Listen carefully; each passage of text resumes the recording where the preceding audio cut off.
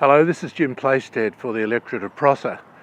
Just passing through Richmond, so I'm not in the Prosser electorate at the moment, but behind me is the former Congregational Church here in Richmond, which I had the privilege of marketing for the parish as they wound up. This in fact was the last still functioning Congregational parish in the state, so quite a significant event in the history of that church. And in the case of this particular building, dating to 1873, constructed largely of stone left over from the then downsizing of the Richmond jail.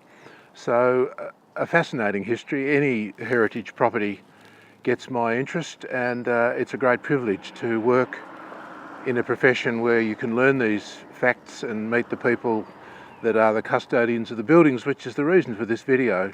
Throughout the electorate of Prosser, there are so many important buildings, and in fact Tasmania holds something like 25% of the national estate of important heritage structures, but we have only 2% of the Australian population base. So moving around the electorate, there are so many examples of important buildings slowly decaying into the ground, particularly buildings held in public ownership. This one again behind me found a commercial solution. So people I know well now who invested quite a bit of money to get this building into an application where it could be leased. It's a clothing company now that offers country style clothing, and a very good looking business. I hope they're successful. And there's a small B&B in the back of the church. But the message here is it took a commercial venture to produce an income that would care for the building.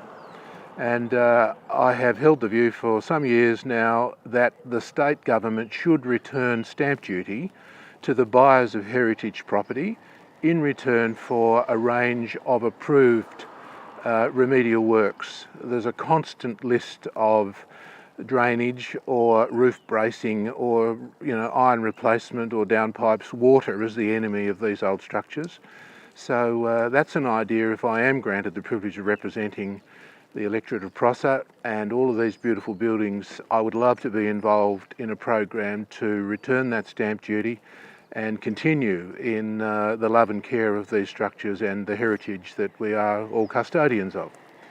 So once again, Jim Playsted, vote 1 in Prosser, and here's yet another facet of the work I would love to be doing over the next 6 years.